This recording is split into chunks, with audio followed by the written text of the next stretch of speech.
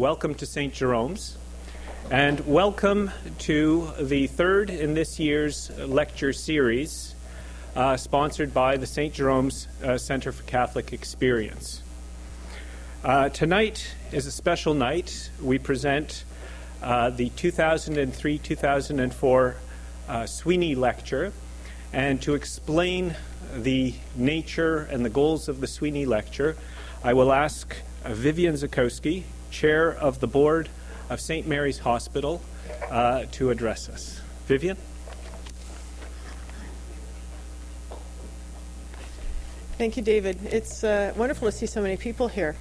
It's a great pleasure for me to add my word of welcome to the second annual John Sweeney Lecture on behalf of all those people involved at St. Mary's General Hospital.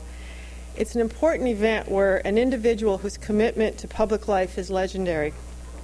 The annual John Sweeney Lecture and Current Issues in Healthcare was initiated by St. Mary's General Hospital to honor the memory of John R. Sweeney, a distinguished educator and public servant who died in July of 2001.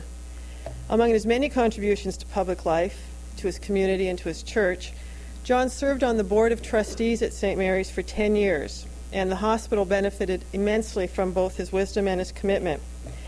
He was known to be an intellectually engaged and inquiring Catholic thinker, and so it only seemed appropriate to establish this lecture in his name. St. Mary's General Hospital and the Sisters of St. Joseph of Hamilton, who jointly fund this lecture, are grateful for the opportunity to remember and to honor an individual who touched our organization so profoundly. I would like to recognize Kay Sweeney and members of her family who are here with us tonight and thank them for attending. Tonight's topic is one that would have interested John very much. He believes strongly that health care must encompass the spiritual health of a person as well as the physical, and that pain and suffering led to heightened spirituality. So with that kind of background, I'm pleased to call on David again to introduce our speaker.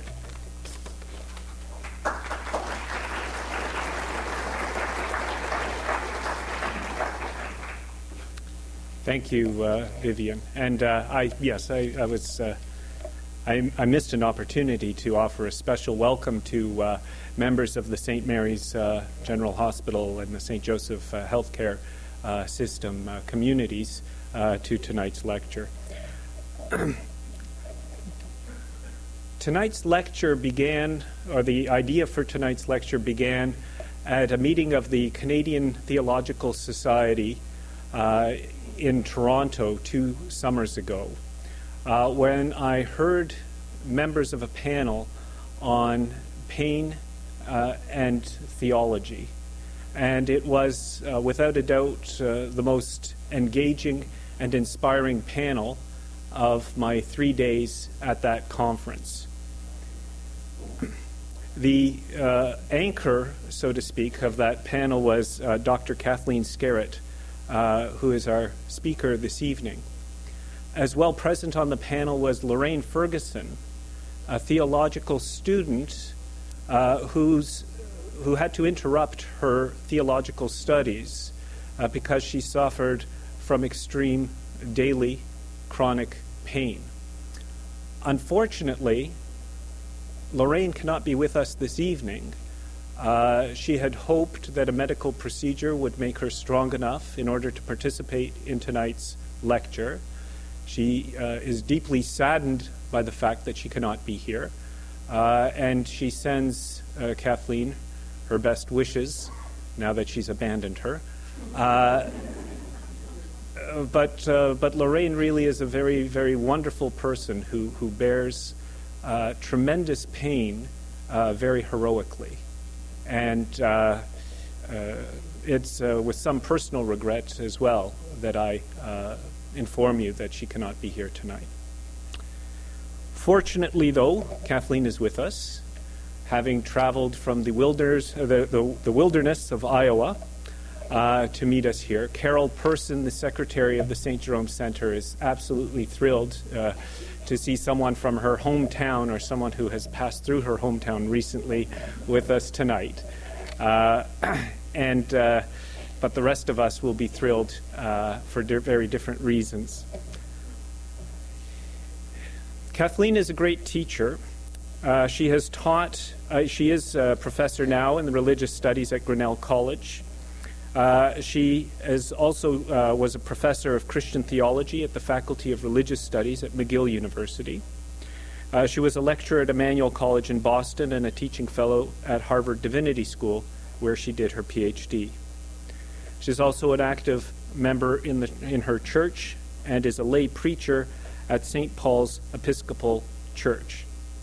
She is also, she tells me, she said, emphasize this. She also has 3 children. She said, the most important thing about me to say is that I have 3 children. I think that's to explain the kind of weariness, if any of it is evident tonight, since she has a 6-year-old and 2 4-year-old twins. And the sympathy in the room just went up for Kathleen. So, as I mentioned, in 1993, she received her Ph.D. in Christian Theology in the Modern West from Harvard University. Before that, she did a Master of Theological Studies, also at Harvard Divinity School. But this is a second career for Kathleen. Before that, she was a lawyer. She was called to the bar in Osgoode Hall, Toronto in 1984. She had received a Bachelor of Law degrees from Dalhousie University in Halifax, from which she originally hails.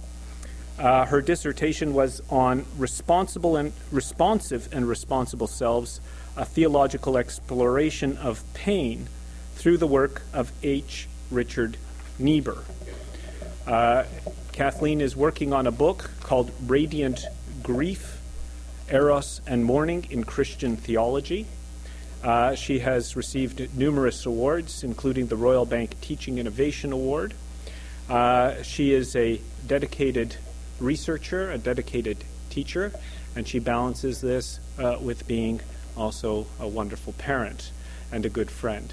So I will try to, since Lorraine won't, I just want to kind of give you an idea of what's coming up. Kathleen will speak for 45 minutes to 50 minutes. Of course, you know what it means when an academic says, I'm going to speak for 45 minutes? Absolutely nothing. Then after that, Melinda Silva, Associate Chaplain at St. Jerome's University, will speak about about pain and the care of the soul for about 10 minutes. So instead of Lorraine Ferguson, Melinda has very heroically stepped into the breach and offered to take her place, so to speak, and to offer a personal perspective on the spiritual element of pain and suffering. And so that's how it will go. I'm sure you'll be delighted. So without any further ado, help me welcome Kathleen Skerett.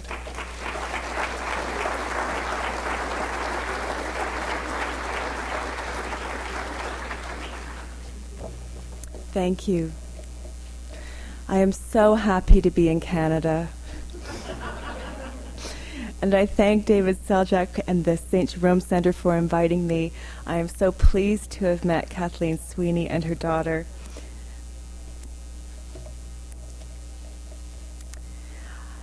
Can you hear me? All right. I have a soft voice, so if I start to fade, wave at me. I'm going to start by just telling you a little bit about where the talk is going to go, right? Just so that you know when we get there. Excuse me. And I'll try not to spit at you. Okay. So I'm going to argue that late modern people, that's us, at the beginning of the 21st century, historians would call us late modern people, that late modern people in North America have roughly 2 common sense models of pain. I think of our common sense models as those ones that go without saying, that just organize implicitly our perceptions and assumptions. On the one hand, we have a secular model that sees pain as a symptom, and on the other, a sort of generically Christian, sometimes other religious model as well, that sees pain as a trial or a test. And I am going to argue that both these common sense models have attractions and limitations. They are especially limited when it comes to chronic or ongoing pain. I will then consider a strong claim that morality requires that we combat pain as opposed to seeking meaning in it. And I will consider how this moral claim is interconnected with other ideas that are current in a secular humanist society. And we all live within the horizon. Even if you are devout Catholics, you live within the horizon of a secular humanist society. I think there are inadequacies to these ideas. So then I will shift in the end to ask whether it is possible to seek value in pain in ways that do not encourage its neglect. I will argue that contemporary researchers offer a definition of pain that makes human consciousness central. And so immediately, issues of spiritual responsiveness and ethical tact become crucial to the alleviation of pain. And I will conclude by appealing for a larger moral vision than the secular imperative to defeat pain allows. A moral vision that includes secular knowledge, but does not evade the effort to discern value in painful lives. Now, before I start, I want to say just a word about Lorraine Ferguson. Lorraine was in a car accident when she was 26. As she says, just about the time you start to be a full adult. And after the accident, and I don't understand the medical reasons, but spinal fluid builds up in her brain. So she has, since she was 26, had to have a shunt and tube system basically installed in her brain that runs down various parts of her body. They've tried different systems to run it through to drain this fluid out of her brain. And for whatever reason, her body just does not take to this shunt and tube. So it constantly is having to be replaced. She has had 49 operations, 49 surgeries to her brain and spine and various other parts of her body. Sometimes she calls them the minor surgeries, but some of these surgeries are agonizing. And so any of you who are in the medical community may know what that means. And this past summer, Lorraine she spent weeks in the hospital. She had 3 major surgeries. There were 3 weeks where she didn't eat or drink anything. She just vomited everything they delivered to her intravenously. She has headaches that are so severe she can't speak for days. I mean, they just blind her. In my life, I mean, I would say I am fortunate enough. I don't know anyone else who has suffered that kind of agonizing chronic pain. And so the thing I want you to know about Lorraine, or the thing I want to tell you about Lorraine, is that she is so much fun. She is, when she is not laid down with pain, she is hilarious. She is so much fun, and I know that if she were here, I will come before you dressed in academic black, wringing my hands. But if she were here, she would be in red. And she would command the room, and she would talk very fast because there's never very much time. And she would insist that we treat these issues seriously, but without a solemn face. And it is a great loss to me and a great loss to you that she is not here. It's a great loss to her as well. And so I just want you to know that I'm grieved by that, but that if you imagine her presence, it's laughter. It really, she is so much fun. All right, so since I began teaching, really, Lorraine arrived at McGill the same year I did, and I have tried to ensure that when I speak about pain in public, I have her in mind. I try not to say anything about pain that I couldn't say in front of Lorraine. And so whatever tact this lecture has that follows, it is because of my accountability and love for her. On the one hand, then, we have a secular model that highlights pain as a message that the brain sends to the body, that the body sends to the brain. Pain is a message of alarm. It is a symptom of physical emergency. The appropriate response is to find out what the emergency is and fix it. In our common language, we distinguish between physical pain and spiritual suffering. In the secular view, pain is a bodily event. Suffering is a psychological event. Physicians treat the causes of pain. Psychologists treat the causes of suffering. David Morris called this binary the myth of two pains. But the myth retains a powerful grip on our social and medical arrangements for responding to pain. On the other hand, many of us share a common-sense religious view that highlights pain as a trial or test. We believe that pain is purifying or ennobling, that it serves as a test of character and of faith. The historian Robert Orsi has written, with evident distaste, about American Catholic attitudes to pain in the middle of the 20th century.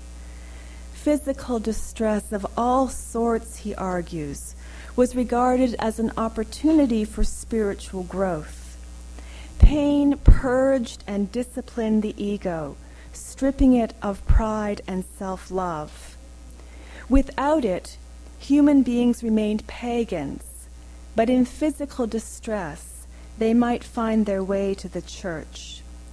The view of pain as a ladder to heaven was promoted in devotional literature that made pain aesthetically interesting. One priest wrote, "The sick room is rather a unique beauty shop where pain has worked more wonders than cosmetics." This gleeful approach to other people's pain is captured in the title of another essay, Mildred, Is It Fun to Be a Cripple?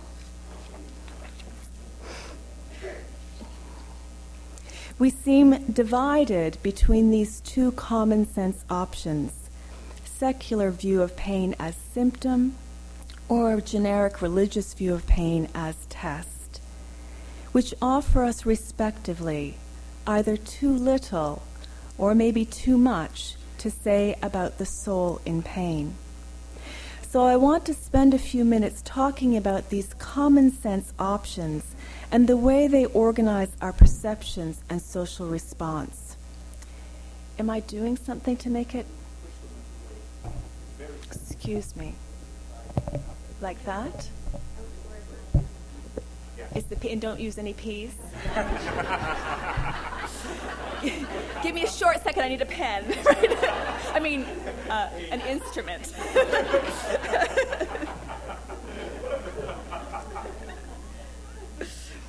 Okay, so can you still hear me? This sounds better. No? Okay, let's work on this for a minute. How's, okay, I'll... Better? Okay, it would be better for me if I didn't sound. No. This is the first time it's ever happened. I'm naturally. Is that better? Now I sound very loud, don't I always? No? Okay. David, are we happy? No, it's too loud. No? Too loud. I could probably just shout. Okay. Better? Just talk louder. I'll talk. Can you hear me? So you wave to me if you can't hear me, all right? Okay. For many of us, at least prior to age 40, say, the experience of physical pain is an irregular emergency. We can identify it with a specific cause. Pain springs out of a singular event, interrupting our ordinary sense of ourselves. It takes up a fierce but specific location in the body and is relieved by a planned course of treatment. So, for example, I wake up in the middle of the night with a tooth that throbs. The dentist explains the next day where and why I need a root canal and how much it will cost. And this treatment, however unpleasant, relieves the pain. The secular idea of pain as symptom works very well in this case, and my memory of this pain reinforces the secular view. I had a toothache. The dentist fixed the cause. The pain went away. The account works so well that I can forget how much the pain was not just located in my tooth, but for weeks seemed to wrap itself sporadically around my whole consciousness, infiltrating it with rhythms and temperatures that were not there before. But for many people, for many of us, the course of pain does not conform well to the model of pain as symptom. It may begin in a specific event, an accident at work or in traffic. Yet treatment does not relieve it. Or treatment may induce pain to spread to parts of the body that were not involved in the original accident. The pain may change in tone and intensity over time. And in these cases, physical pain seems to have a life of its own. Physical pain spreads to the soul, which must constantly absorb it. And the soul becomes dyed with pain, no longer a blotch of hurt, but a filter on all experience. It is difficult for us to grasp or respond to these experiences of pain. It is difficult for us to grasp or respond to these experiences of pain, despite the fact that they are very common. Dr. Patrick Wall has estimated that in industrialized countries, 1 in 6 adults lives with chronic pain. David Morse described chronic pain as a major epidemic. And in countries where poverty and untreated disease are widespread, the incidence of daily, constant pain must be overwhelming. Historian Rosalind Ray argues that the secular model of pain as symptom derives in part from a 16th century Descartes theory that the function of pain is to alert the brain to imminent injury. And I see that there are some we're not still wired quite right. If I lean forward, does that help? Yeah? Okay. I'm sorry. Pain is useful in helping the mind coordinate the body and keep it from harm. In the modern period, this was a productive theory because it induced physicians to focus on specific causes of pain. Ancient people described pain as an emotion, not a symptom. Pain had diagnostic value, which could be very important in the new medical interpretations of the body. But if it did not have diagnostic value, it was otherwise irrelevant to this early medical view. As Dr. Patrick Wall and Mervyn Jones point out in their book, Defeating Pain, for most of the 20th century, medical students were taught next to nothing about how to treat pain per se. Patients' pain symptoms would be attended, if at all, by less prestigious, overworked, often heartbroken health professionals through a combination of rigorously scheduled medication and clear social norms. In the past 3 decades, maybe somewhat more though, pain has begun to be treated as a medical condition in itself and a medical specialty in itself. And so, for example, in the little town in Iowa where I live, this is quite unusual. We have 3 pain specialists now and a very active hospice program, largely because the excellent medical community there wanted to focus on this. Medical researchers in the 19th century supposed that pain worked by a kind of bell and wire system. Ring the bell, a message goes up to the neural wires to the brain. Remove your foot from the fire now. But contemporary researchers have found that pain is the outcome of chemical signals that run up as well as down the central nervous system. So the signals are running up and down to create the experience of pain. Our response to noxious stimulation, to bad things, is influenced by memories, feelings, social norms, that is what is expected of us, and cultural ideas. In 1979, Professor Harold Mirsky, who was at the University of Western Ontario, proposed what is now a widely accepted definition that stressed the emotional as well as sensory dimensions of pain. One's consciousness does not respond to pain. Rather, we could say that one's consciousness is mapped with feelings of bodily damage. And this remains true whether or not the map has diagnostic value for physicians. Pain is an experience of consciousness that is felt in the idiom of bodily damage. Pain, as Professor Mirsky offered, is always subjective, that it is always created by our brains. It is always created as consciousness, as the way the soul knows itself. Our common sense model of pain has not caught up to this more sophisticated definition. Dr. Wall reports a British study that found that physicians failed to refer patients to well-established pain clinics, treating them as referrals of last resort. Physicians explained their non-referrals in three ways. First, some were concerned that suppression of pain would compromise the physician's ability to diagnose disease.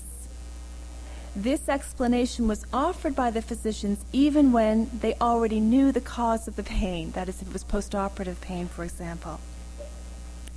Second, some physicians had absorbed the idea that pain is subjective, but they took this to mean that it was therefore somehow optional for the subject.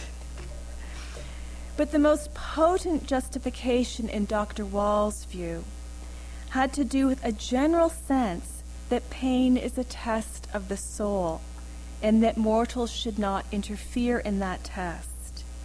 Religion, specifically Christian religion in Dr. Wall's view, creates powerful disincentives to working at eradicating pain. Now, I'll come back to this claim later because it seems to me both piercing and controversial. But let's turn now first to an initial consideration of the model of pain as test. There are many reasons why Christian communities might celebrate pain as the crucible of spiritual growth and maturity. In Scripture and liturgy, the suffering Jesus is plainly described and offered to the community as the sign of God's love for the world. Christians have a pervasive sense of the theological importance of suffering to the work of salvation. Since the first century, Christians have interpreted experiences of torment and persecution as participation in the life and being of Jesus Christ. We can see this in the earliest of Christian writings, for example, in the letters of Ignatius of Antioch. In around 110, Ignatius wrote to the churches of Asia Minor as he was transported harshly by a squadron of soldiers to his execution at Rome. He urges the churches that he writes to not to rescue him. "Allow me to imitate the passion of my God," he wrote. Reading these letters today, one can still sense both the anguish and the exhilaration that cling to them. Submission to martyrdom was explicitly envisioned as a ladder to heaven, according to the prison diary of the young catechumen Perpetua, who was incarcerated with her nursing baby in around 202. And this diary is it's one of 4 ancient texts by women that we possess.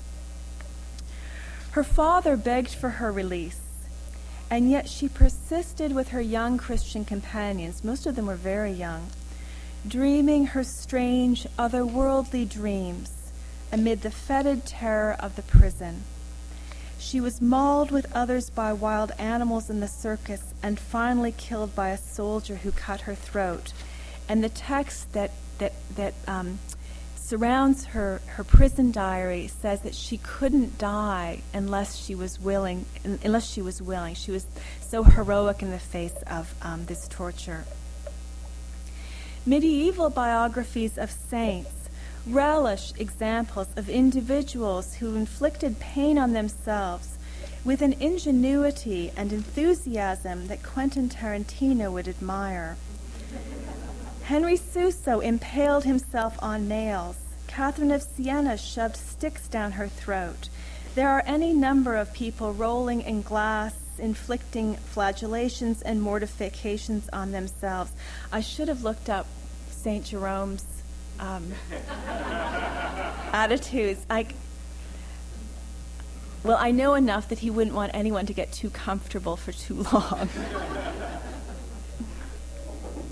Yet this spectacular suffering had purpose: to kill love of the world, to deepen experience of Christ, and to share in the redemptive service of suffering.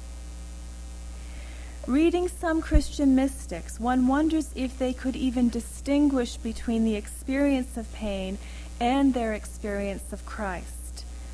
And perhaps the best reading might be that the sensory vibrancy of pain had gained for them an emotional intensity that was no longer unwelcome. In a sense, they felt intensity, but no longer pain. In any event, it is clear that they experienced their pain as valuable. They experienced it as service, and they experienced it as agency. So it is easily demonstrated that the Christian tradition offers abundant resources for construing pain as a test of the soul. We might imagine the model as athletic training. A certain amount of physical pain and psychological submission to the coach is required, coach here with a capital C, is required in order to achieve your full capabilities. And, like the secular view of pain as symptom, the religious view of pain as test gains legitimacy from our many experiences. At some point in life, any one of us will be compelled to endure more pain or grief or stress than we would ever choose for ourselves. It can be overwhelmingly adverse, but once the adversity is past, we know ourselves to be more capacious, more resilient, or more mature than we were before. And it is possible to feel truly grateful for those experiences, to view them as transforming, as decisive for who we become. They point to dimensions of spiritual maturity that cannot be gained by choice, that can only be gained by endurance. And I think enough of us have those experiences that the model of pain as test makes sense for us. But let's return to Dr. Wall's concern. The model of pain as test, he says, works to legitimate social and institutional neglect of other people's pain. It justifies systematic ignorance about the physiological and psychological dimensions of pain and methods of pain relief, even when these are available. It supports a vague sense that pain per se is not an emergency. Thus, social norms will favor patients who suffer pain with minimal complaint and maximal consideration for the rest of us with busy lives. A vague belief that one ought to be ennobled by pain can underwrite social norms that humiliate people who are struggling against their own disintegration. So we need to understand Wall insists, and he puts this very blankly, that there is nothing ennobling about the experience of intense chronic pain.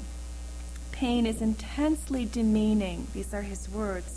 Thus he concludes, the true morality is not to seek value in pain, but to detest and combat it. Now, Wall's book, Defeating Pain, sometimes has the sort of fervor of a manifesto.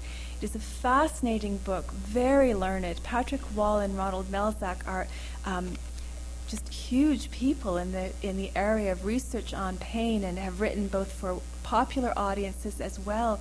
They sort of write the big handbooks on the care of pain. But this moral sense that the thing to do is to defeat pain and not to look for meaning in it is a very prominent theme in Patrick Wall's work. Dr. Wall's criticism of the religious model of pain as test, then, is sharp. And I want to say that my next remarks are made with reticence, with awareness of their fuzz and abstraction, especially as compared to his clarity and purpose. But I think there are limits to the secular view that pain is demeaning or meaningless. And so I want to consider this statement about true morality with some care. The true morality is not to seek value in pain, but to detest and combat it. This statement brings in its wake some background ideas. The first idea is that pain is antithetical to full human being. It envisions human being without pain and finds perverse an account that sees pain, specifically a theological account, that sees pain as essential to the nature of humanity. And actually the specific account Wall has in mind is reflections that the Pope made about pain at a Mass to the Blessed Virgin.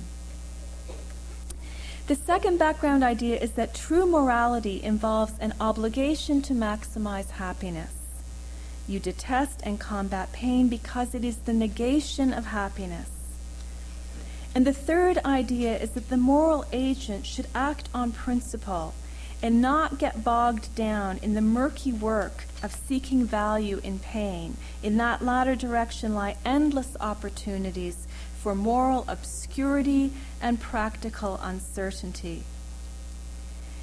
In this briefest description, we get some sense of the larger world and the larger vision of humanity that the imperative to detest and combat pain involves. In his recent book, Formations of the Secular, a Muslim scholar, Talal Asad, argues that secular humanism is shaped by its rejection of pain.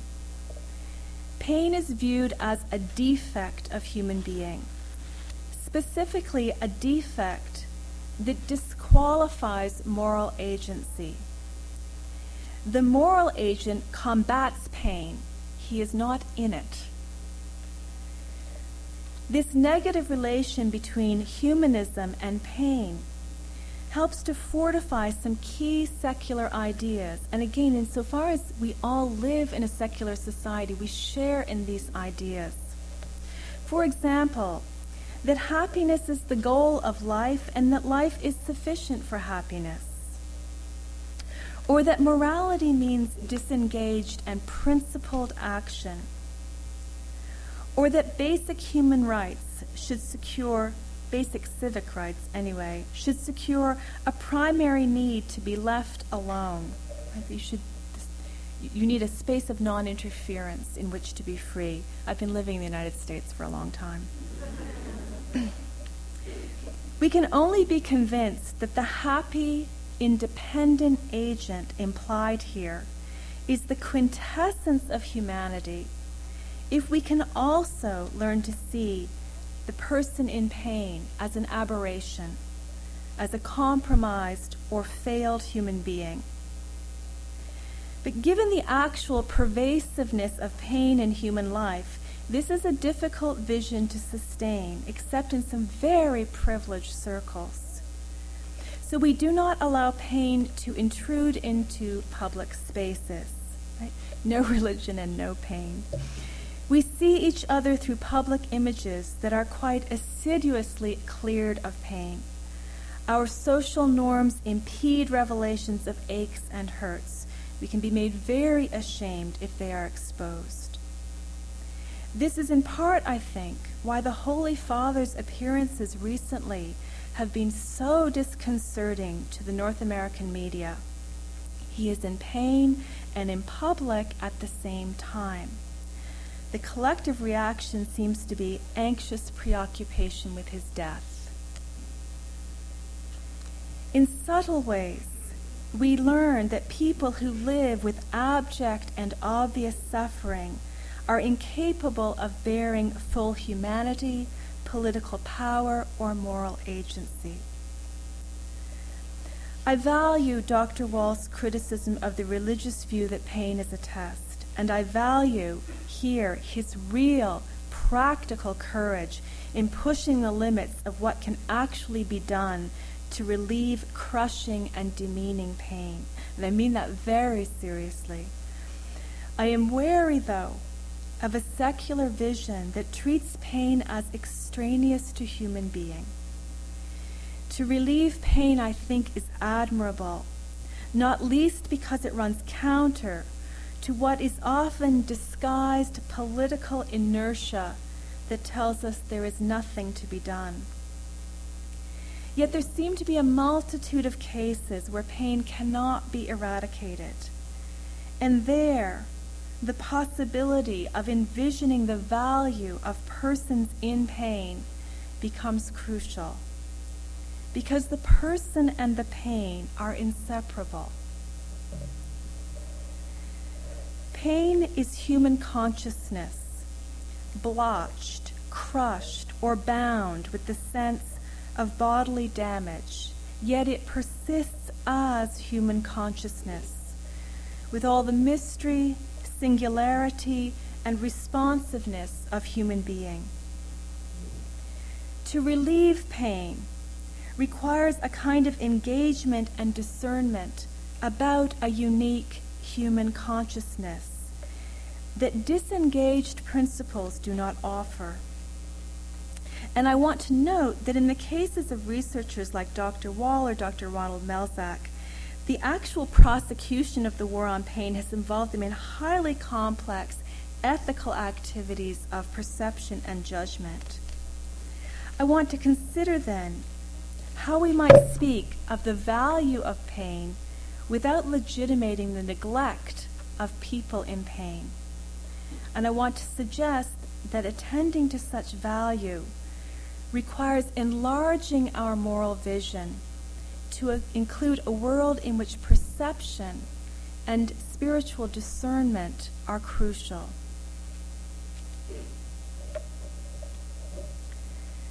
I realize it's very difficult to give a talk on pain and not use words that start with P. I keep trying to think, should I shift to suffering? Should I get feeling bad?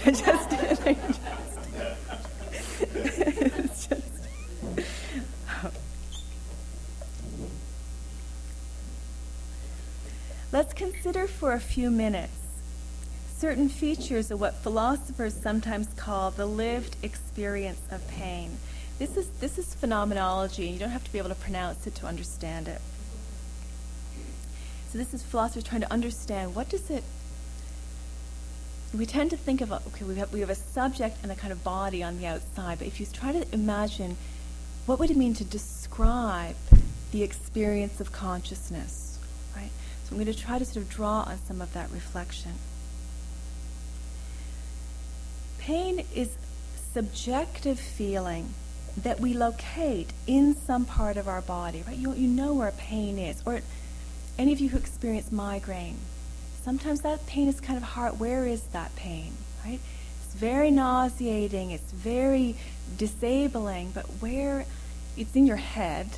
But sometimes beyond that, you might say, well, it's kind of curled up somewhere, or else it's sort of in clouds. It's not sort of in some place, or you can't sort of point to it. So, but very frequently you can say, well, the pain is in my tooth, right? So you feel the pain located somewhere. But the feeling of a located hurt, contemporary researchers show, does not require damage to that location. For example, there are many cases of referred pain. Indeed, one can have strong awareness of pain that feels located in parts of the body that have been amputated. Ronald Melzack, another influential pain researcher, and he'd been working on pain for decades before he started doing this sort of close study of phantom limb pain. He found that phantom limb awareness following amputation is far more common than not. He relates cases of amputees falling out of bed because they thought that there was a leg to stand on there, that was no longer there. And he notes patient satisfaction when they feel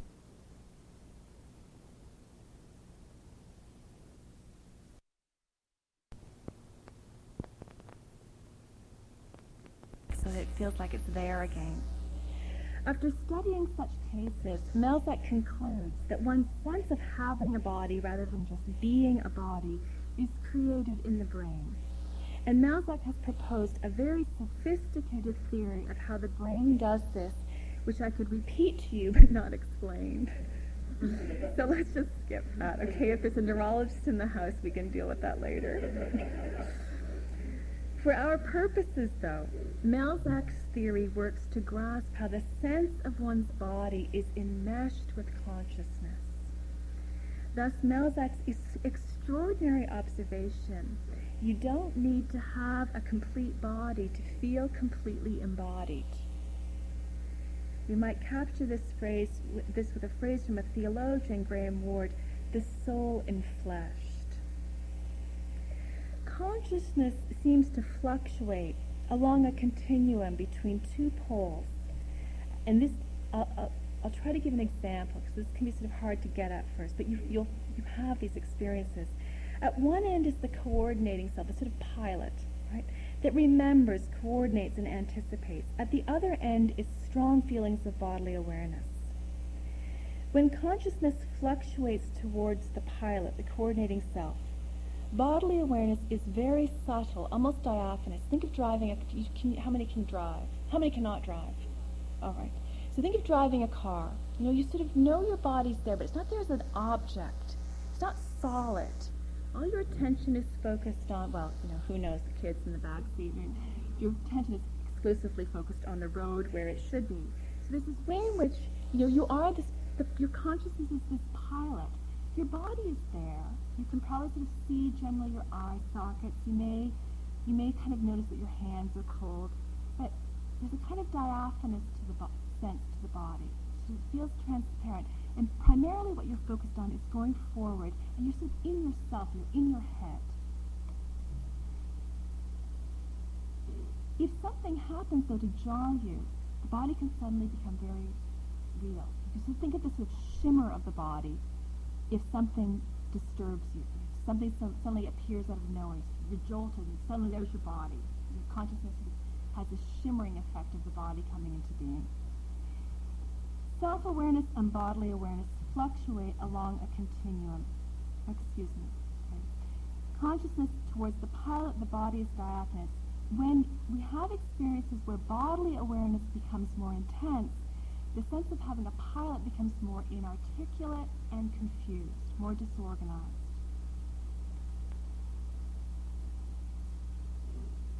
Okay. In pain, layers or patches or shards of the body surface in consciousness. They menace the coordinating self with frightening rhythms and temperatures, and a generally anxious mood spreads over the soul. So even if you've been sitting all day, even now you might feel like you sort of have patches of soreness that is your back. You can sort of flick your attention along your body and see there's some parts of your body have disappeared. Like you probably don't know, probably don't feel your kidneys. Well, maybe you do. If you do, it may be very disturbing, right? That you don't expect but if you feel your kidneys, it can be very anxious, make you very anxious because you probably feel sick. But there's ways in which we have these patches of awareness of our bodies. In severe and chronic pain, that sense of the body's just persistent presence of being engulfed by the body can become very severe. Pain is a mode of consciousness, which means it is also a relation to the world. Pain affects one's relation to time. Time becomes full of pain. Space collapses too. In extreme pain, one is impaled on the spot. With chronic pain, the sense of being closed in by the hurting body can become literal confinement to a very few spaces. Memories are hard to generate with the kinds of good feelings they had. Expectations are difficult to generate. One becomes very focused in the present and sort of impaled in place. Emotions are pulled into pain.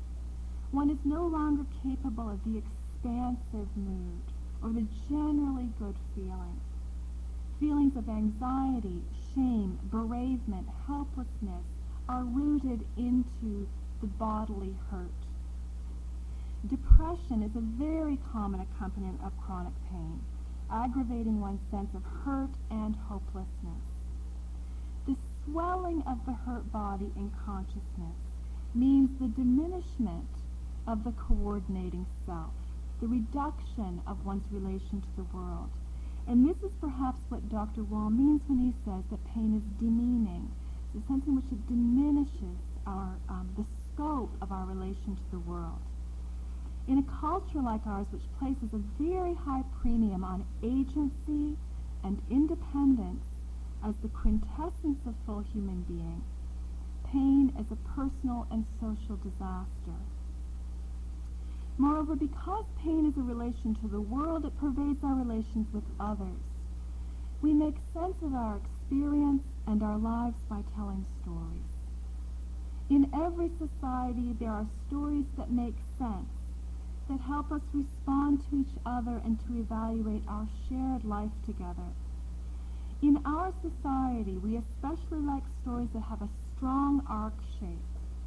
We like stories that have a clear beginning, offer gripping challenges, good character development, and then resolve with satisfactory and profitable ends.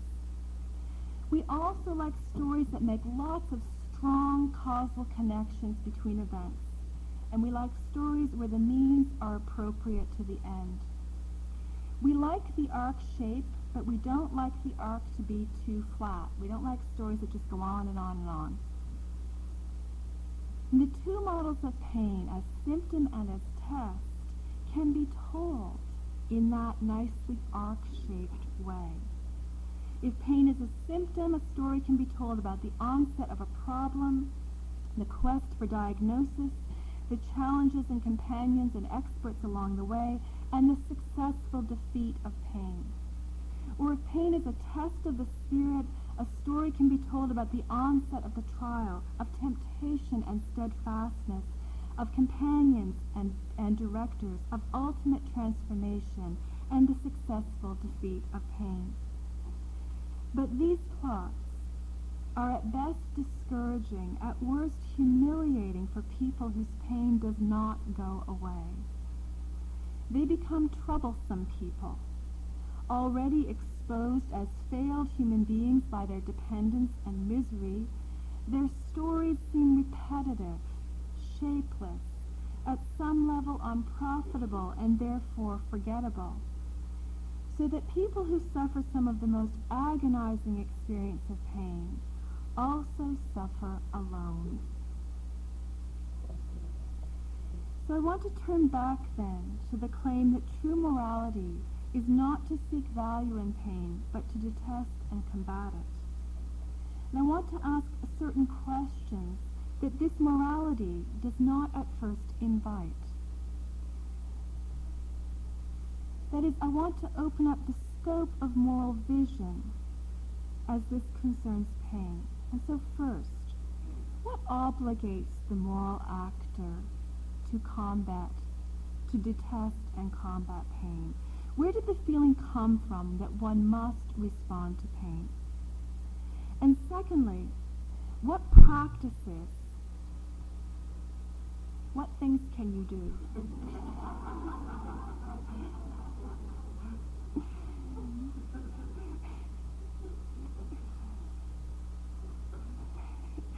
What things can you actually do in the combat of pain? Specifically.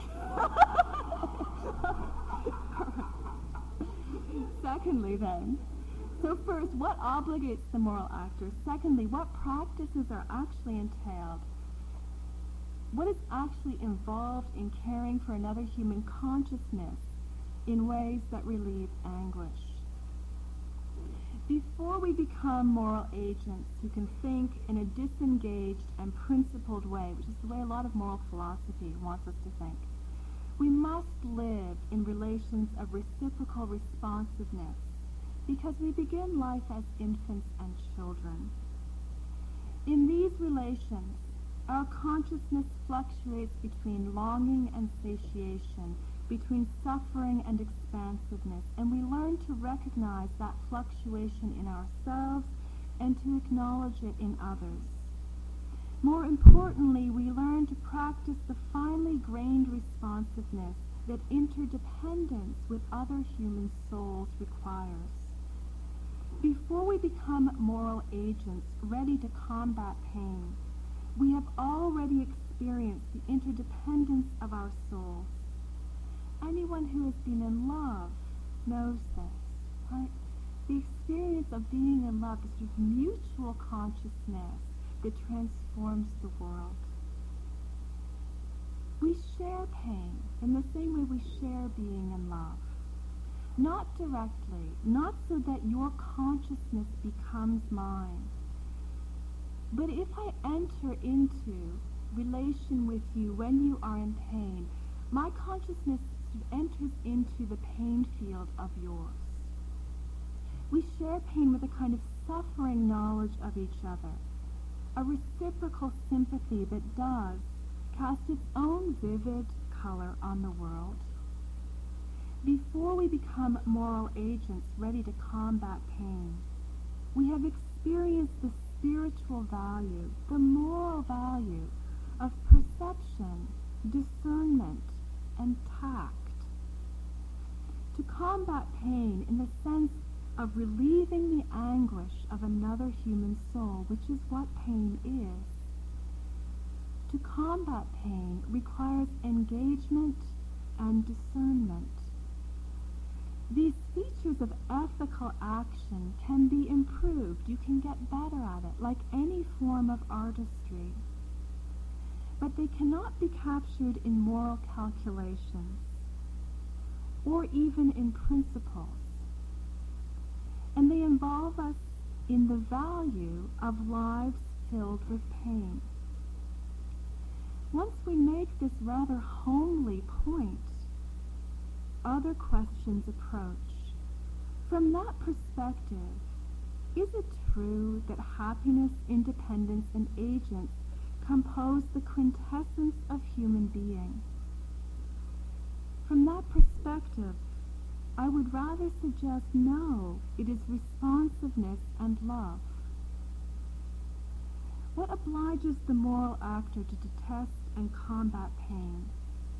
The worst case might be one's revulsion at human vulnerability and decrepitude. In this case, the sense of obligation might be better described as a kind of phobic compulsion. But the best case might be that one's sense of obligation comes from immersion in those reciprocal relations of anguish and struggle. We become obliged through relations of commitment, sympathy, and love. And at a certain point, the rational calculation, the disengaged imperative that one must combat pain, can confirm that commitment. But I think the commitment has its founding in those reciprocal relations of responsiveness. And what practices are actually entailed in caring for another consciousness in ways that relieve anguish? There may be extraordinary technical skills involved. But to address an anguished soul in ways that are appropriate to that person requires discernment. It requires technical skill, but also spiritual discernment and moral tact. It requires having a sympathetic sense of the person in pain, of the goals and values and loves of that person in pain, which means seeking value in that person in pain. It means that responsiveness must be implicated in efforts to alleviate pain, the very responsiveness that makes us capable of pain in the first place.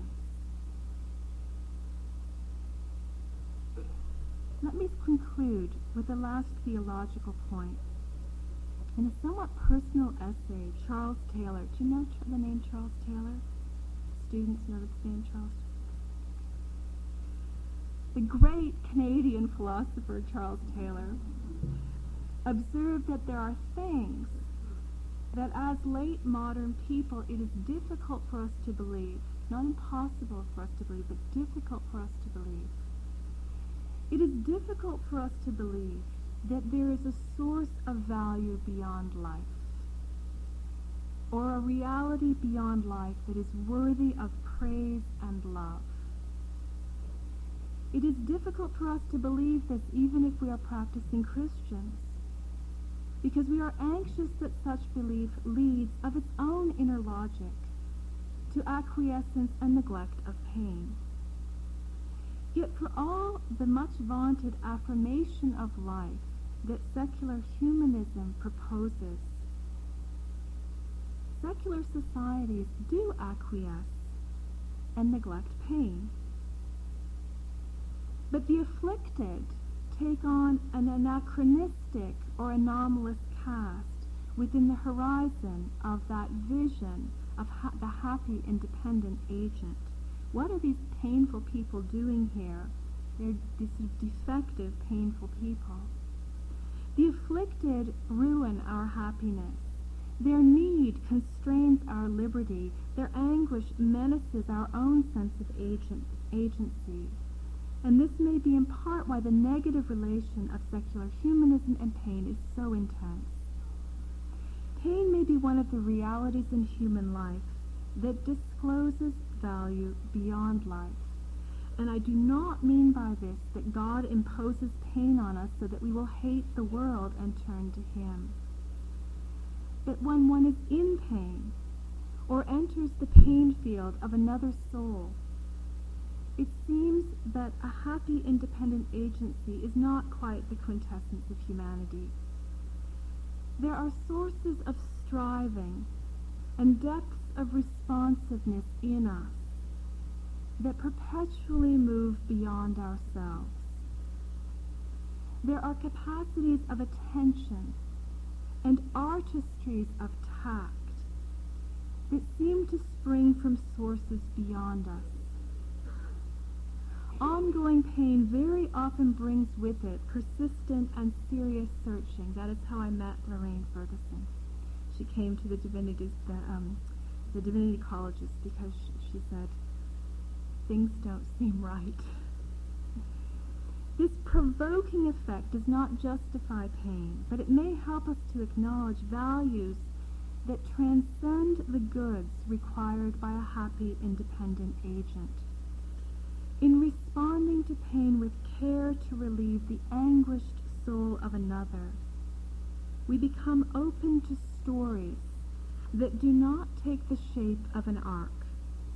Rather, they may take the shape of a ripple, a scattering, a swirl. We may know when these stories stop, but not how they end.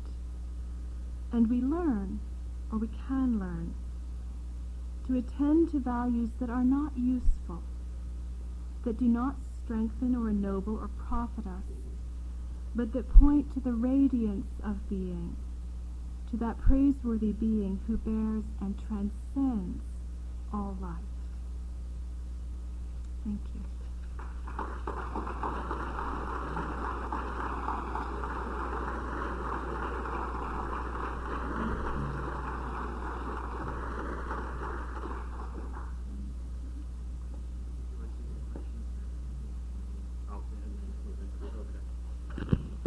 A slight change in plans.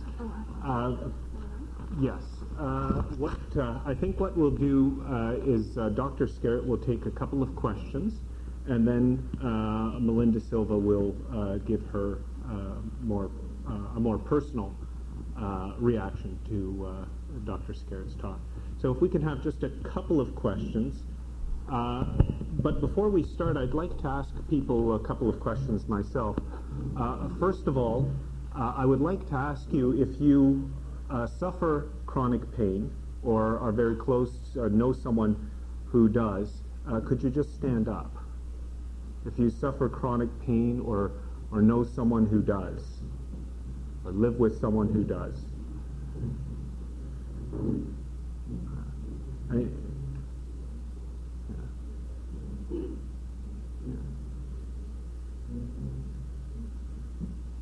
We'll take a minute for. You get a sense that you're not alone. So please sit down. Thank you. Okay. First, now, are there a couple of questions then? I also wanted people to have a chance just to stand up. Kathleen joked about St. Jerome's not wanting St. Jerome not thinking that people should get too comfortable, and that I think explains the chairs here at the university. Okay, so we'll have a couple of questions first then.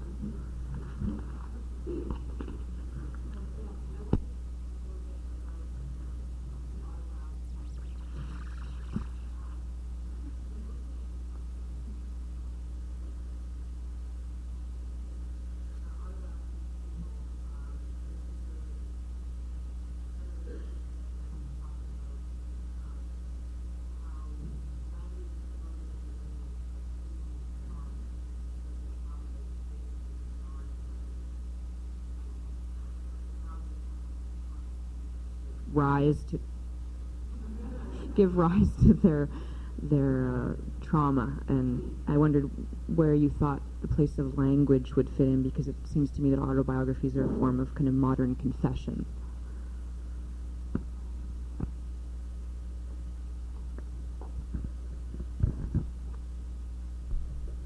In 1986, Elaine Scarry published a book called The Body and Pain. It had a very strong thesis about the ineffability, she'll say, pain resists language. And I know a lot of people have taken up that thesis, and there is something about the thesis that makes sense. I guess I would say that I think pain is actually more amenable to language than she suggested, in part because there are rhythms to pain, there are temperatures, there are things that can be described. Pain is not the kind of blank that Skerry said. So that I think, on the one hand, I would want to encourage people and give people sort of access to words. And Ronald Melzack's the McGill Pain Questionnaire, in a sense, it's a diagnostic tool, but it's also a therapeutic tool. It gives people vocabulary, and it was tested because it helped people to say it's this kind of pain. It has this kind of emotional quality, this kind of moral quality, this kind of temporal quality. What kind of rhythm does it throb? Does it so that I would say that we need to do more work on the relationship between pain and language. But the other thing, I think, one of the things that makes chronic pain difficult is the issue of stories, the stories that we're willing to listen to. And can we learn to listen?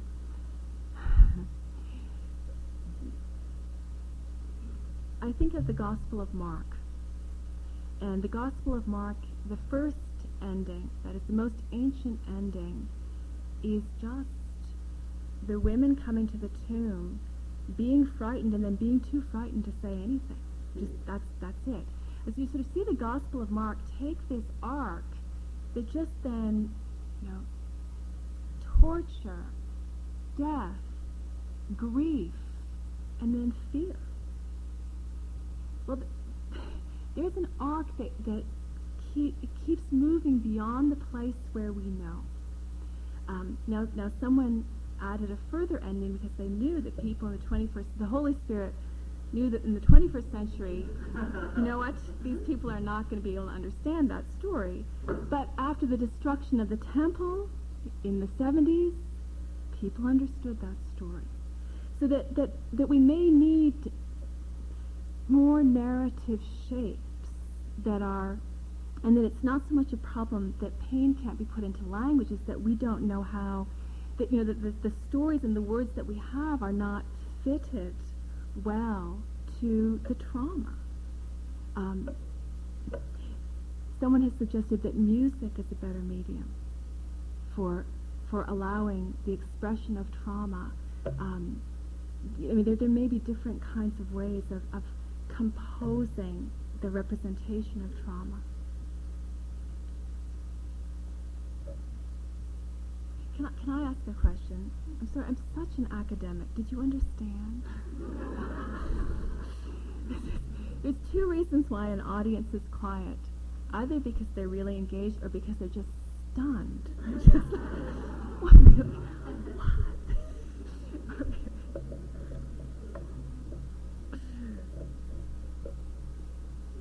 Yes.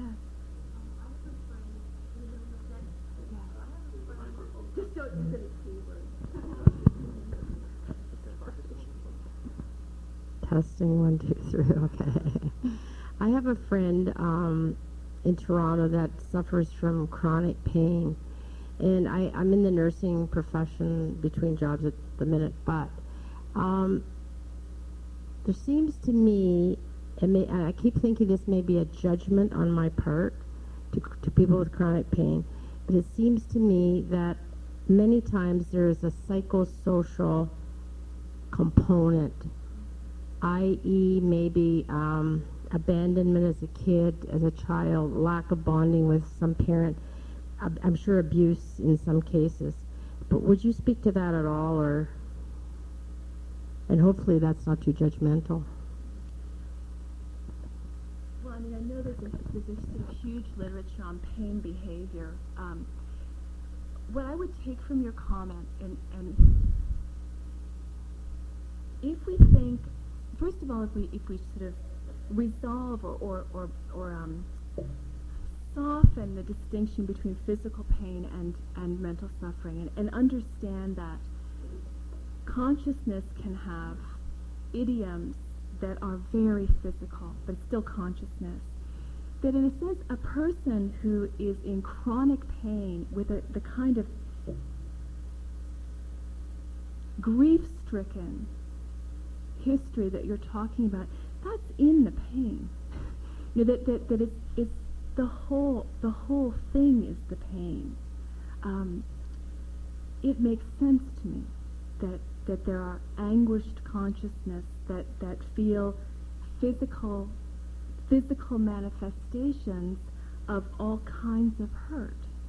And I think that that's part of the insight of contemporary pain research, is that The brain creates pain out of all kinds of stimulation. Does that...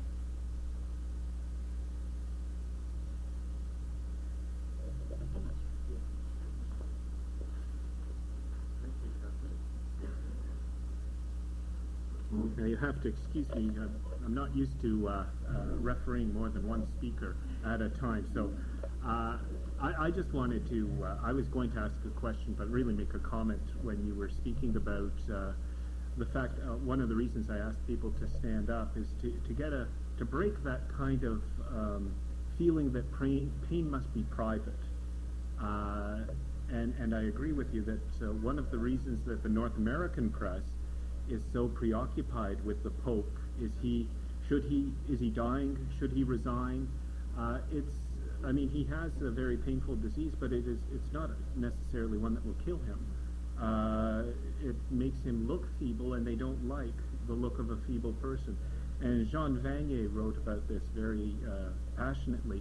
He said that in his eyes, Pope John Paul II has never been more beautiful than he is in his last years, where he is willing to suffer in public, to bring forth that pain, and to be recognized as someone in pain. And I thought I just had to react to that when you spoke to it, because when Jean Vanier was here, he said the most important thing that we can do is to be present to the person in pain, and that's, I think, what you were getting to at the end of your talk. That's the most important thing we can do, is we become fully human when we accept those who are suffering and weak and despised and rejected, as you pointed out, as fully human. And so I really thought the spirit of Jean Vanier was with us in your talk tonight. Anyway, Melinda Silva is the associate pastor here at St. Jerome's University Catholic Community, and also chaplain to our many students. She did her Master of Theological Studies at Waterloo Lutheran Seminary, and her thesis was a pastoral response to married couples living with endometriosis. I hope I pronounced that correctly. So, Melinda, if you will come up and have a few words.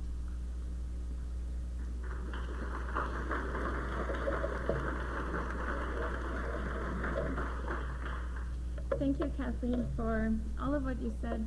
I really appreciated that you shared Ronald Melzek's theories, and he's really great if anyone wants to look him up. There's so much to learn about chronic pain, and he's a really leading Canadian researcher. I think Maureen would be proud of you. I thank you also for sharing Wall's comments. I agree with him that there's nothing ennobling about chronic pain. There is nothing. Chronic pain is ugly, and it's not romantic. We talked a little bit about the personal nature of pain. I met recently, to give a plug for the record, I met recently with someone from the record to do an article about tonight and tomorrow's workshop. And after he left, I thought, when that article comes out tomorrow, I don't want to feel like I'm standing in front of everyone and I have no pants on. Because they're really personal issues. Chronic pain is something that's not sexy to talk about. For myself, just briefly, so that you know what my history is, some of you in the room have shared with me in some of my journeys. And I have not had 41 surgeries like Lorraine, but I have had 10 surgeries in the last 10 years, most for endometriosis. Because of endometriosis and all of the hormone suppression treatments that I have had to go through over all those years, I ended up with my migraines becoming quite severe, so classic chronic migraines. And the person from the record was really curious about a 30-day migraine that I had, so no matter what I wanted to talk about, he kept going back to that 30-day migraine. So tomorrow's article will probably be about the 30-day migraine. After he left, I said, gosh, how do I do it? So after suffering from chronic pain for over 10 years on a daily basis. I was diagnosed with fibromyalgia, which is really a chronic pain syndrome. So as I'm listening to your comments about the research, it really resonated with me a lot. I agree with you that while I'm not so, I agree with his first part, I'm not so keen on the second part. I think that we have to fight pain, and people who live with chronic pain have to fight pain. With treatment, your goal is get rid of this, make me better. But at a certain point, when it becomes chronic, you move into more of a, how do I live with this pain, and how do I integrate it into my life? Because it goes from get rid of it to I'm not getting rid of it, so how do I live with it? So it's always a balance between fighting it and accepting it, kind of living somewhere in the middle. I remember a doctor of mine, a very good doctor of mine, saying to me once about another doctor that I didn't like so much. She said, you know, Melinda, doctors, a lot of doctors, and young doctors in particular, are just not comfortable dealing with pain. And I said, neither am I comfortable dealing with pain. But nevertheless, it's there every day, and you have to get used to it. We may want to ignore it, and some people have the luxury of being able to ignore it, and others don't. Thinking about people here who have a friend, a spouse, a child who lives with chronic pain, I think one of the most important things that you can do for them is to validate it, just to acknowledge it. And that doesn't mean that you can't push them to fight it or push them to kind of move forward. But it's really a fine line between giving into the pain and fighting it. So what I have done in my own life is to find a way to live with my limitations, and that doesn't mean that I find it easy to do. My personal recipe is lots of things: medication, chiropractic care, proper rest, good diet, prayer, gentle exercise, and all those things combined help me to be able to function and to work. And sometimes it's easier than others, but that's what works for me. I agree with Wall that there's nothing ennobling about pain. Harold Kushner, in his book When Bad Things Happen to Good People, that classic book, I dug it up when I was doing my thesis, and I really like a lot of the things that he says. It's worth another read. But he just says, what if there is no reason for suffering? So what if it isn't because it's a test? And what if it isn't because it will make us stronger? What if it just is? And in our society, we're always fighting that pain, pushing that pain away. And the reality is it's there. So it just is. It's not ennobling. It just is. And so I think if that's the case, if it just is, then is there anything that we can learn from it? And I choose to fight my pain, to live with my pain, face my pain with faith. And that tomorrow, we'll talk a lot more about that tomorrow. But I think that living with suffering, we can learn a number of things. And one is that we learn a lot about ourselves and our relationship with God. It keeps us close to our human limitations. We like to pretend that we're invincible and that we're going to live forever. And when you live with illness and suffering, you realize you're not. And so it keeps us close to the issues of our mortality. It also reminds us that we need each other, we need others, we need help, something that we don't like to admit to in our society.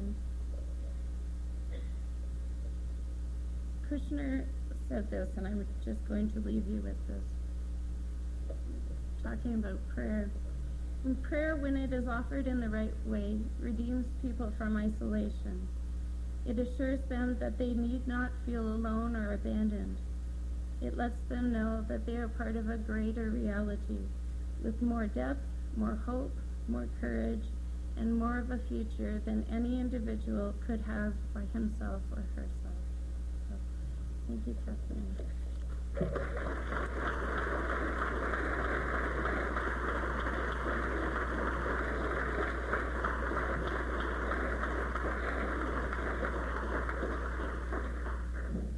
Thank you, Melinda.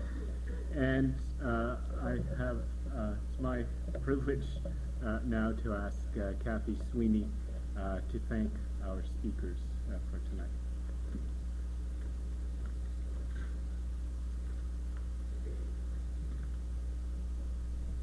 If you were at the John Sweeney lecture last year, you met my youngest brother, Peter. Today, I am here representing our family. If you make a commitment to the next 8 years, you will have met all of us.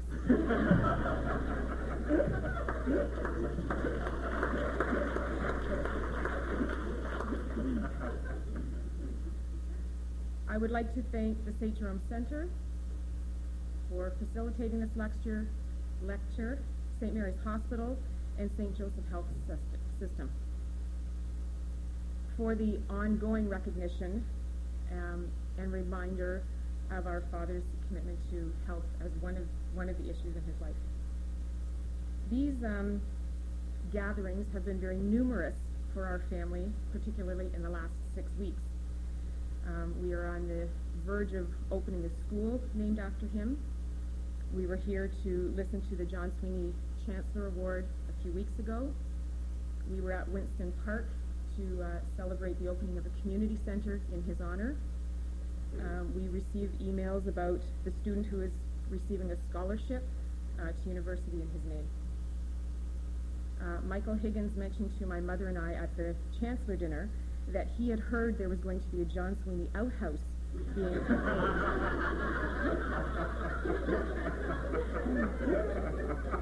I thought, being an avid camper, he would probably be very excited about that.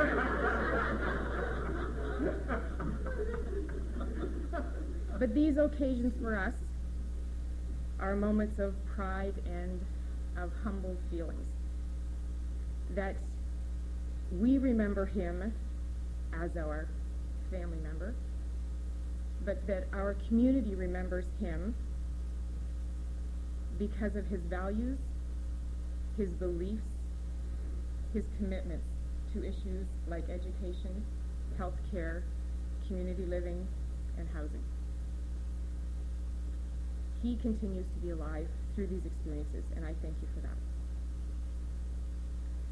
Thank you to Kathleen for the very powerful statements you gave us tonight. I am very fortunate to not be a person who lives in chronic pain, though I've had headaches and toothaches as well, to not have a family member who lives with chronic pain. I think two of the things that struck me the most about your talk tonight was the mention of, is life supposed to be about happiness, or is it supposed to be about responsiveness and love?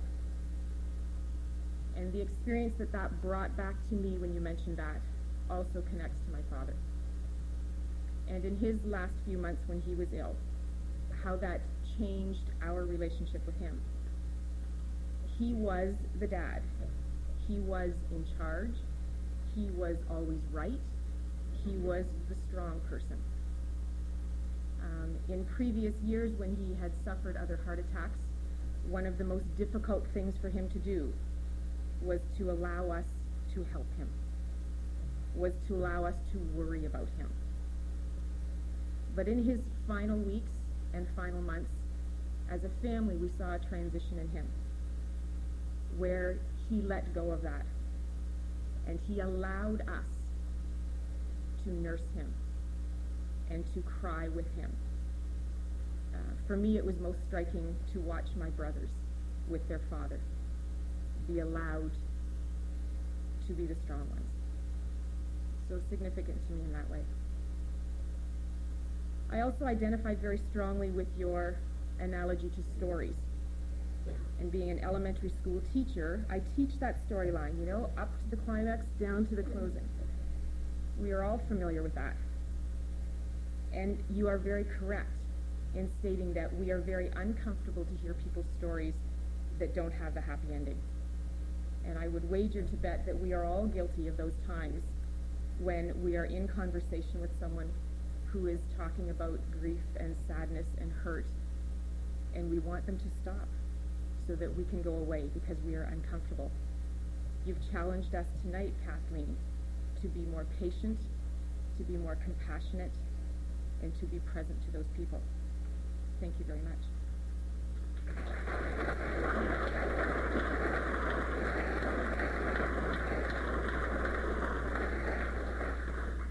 I asked Melinda before we started today if I was supposed to thank her as well as Kathleen. So I told her if she did a good job, I would. Melinda, your courage to share your story, I applaud. And I have not walked most of your journey with you, but I certainly have had moments of shared. And again, that story of being there and being present. Though we didn't get to meet Lorraine, I would wager that you two may have something in common, in that you present a very strong and positive image to the people that you touch in our community, despite which you continue to live. Thank you very much, Kathleen, Melinda.